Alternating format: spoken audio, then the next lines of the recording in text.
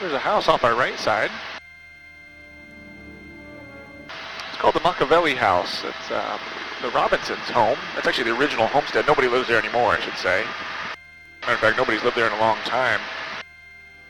The Robinson family owns all the land we've been flying over. Everything from the ocean to the summit, and then everything from Hanapepe Valley, which we just came out of, all the way out almost to Waimea Canyon, which we haven't gotten to yet. The family came out here in the 1860s and they purchased the island of Ni'ihau, which is the 8th island in the Hawaiian chain. Okay. They started a cattle ranch out there, and the problem really just turned out to be that it was too dry. They didn't have a whole lot of fresh water over there, and there is no consistent source of fresh water on Ni'ihau.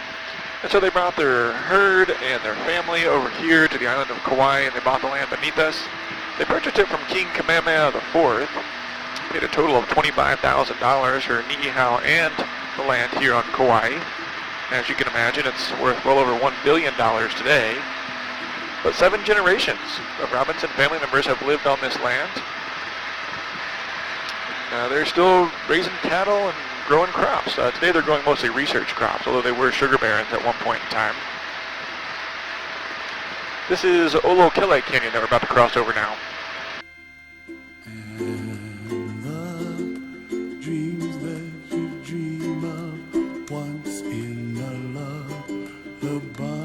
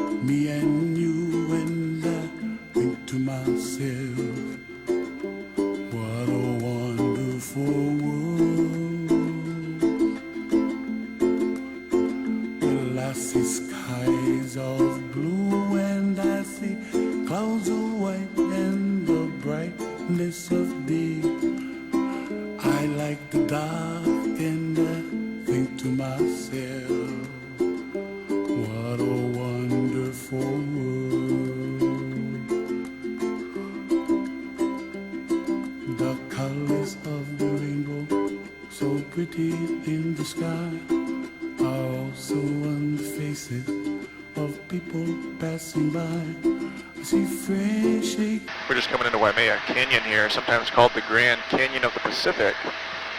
The dirt is this red-orange color. The volcanic rock has a high iron content, and as it's eroding at the surface, it oxidizes and begins to rust.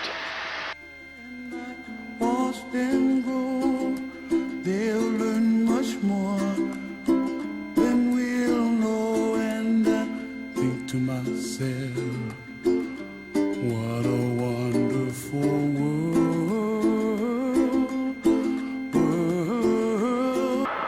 Marshall, how deep is this canyon? Downstream from me here, it's about 2,000 feet, and upstream, closer to where we are now, it's closer to 3,000 feet. Trouble melts like a lemon drops high above the chimney top. That's where this waterfall that we're coming up on now is called Waipo'o Falls.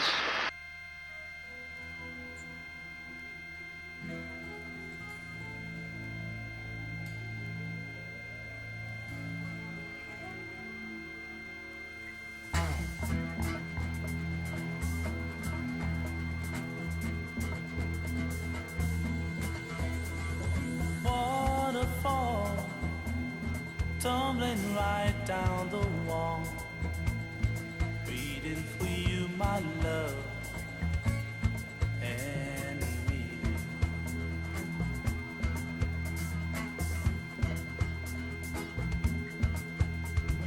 I can see a lovely paradise built there within your eyes from my waterfall.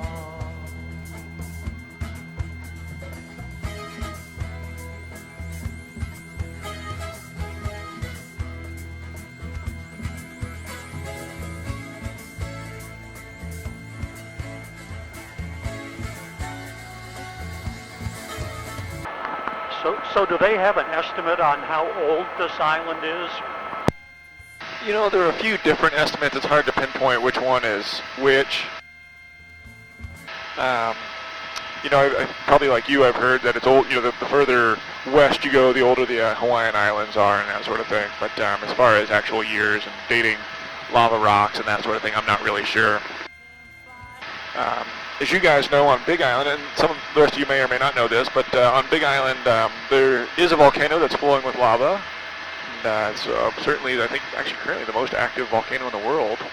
And it's actually flowing out of the volcano named Mauna Kea, but it's coming out of a vent called Kilauea, which is on the side of the mountain. And that volcano has flowed with lava on both the east and west sides within the last 200 years.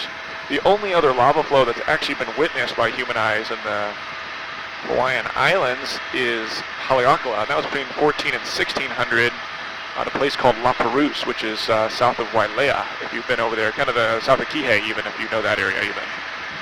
And Westerners wouldn't have seen that, but the early Polynesian people that were living here at the time would have. And right now we're over the top of an area called Waimea State Park, and Kokee State Park is upslope from us off the right side. Has anybody driven up here by any chance already? This is the upper west side of the island, and there is a road that comes up here from Waimea town along Kauai's south shore, and you'll drive along the southwest rim of Waimea Canyon as you come up slope. Lots of opportunities to pull off and take pictures, and the other thing that's really popular out here, all the outdoor activities, hiking, biking, off-roading, camping, fishing, hunting, really just a lot of good opportunities. A lot of locals like coming out here in the summertime because it's a little cooler as well, about 4,000 feet of elevation up here, so not quite so warm as it is down near the ocean in the summertime. You're also probably seeing these white buildings off the left side, sort of spherical in shape. That's called the Makaha Ridgeline, and that equipment belongs to the U.S. Navy. There's a Navy base on the southwest corner of the island called the Pacific Missile Testing Range Facility, and they're doing just what it sounds like. They launch missiles out of there for testing purposes to the west, and they have been for a long time. We're going to come across this ridgeline here in front of us. As we do, that'll put us onto the Nepali coast. The Nepali coast is 14 miles of sea cliffs that run along the northwest side of the island. The words Nepali in English mean the cliffs, and I think you'll find that's a pretty appropriate name for this place.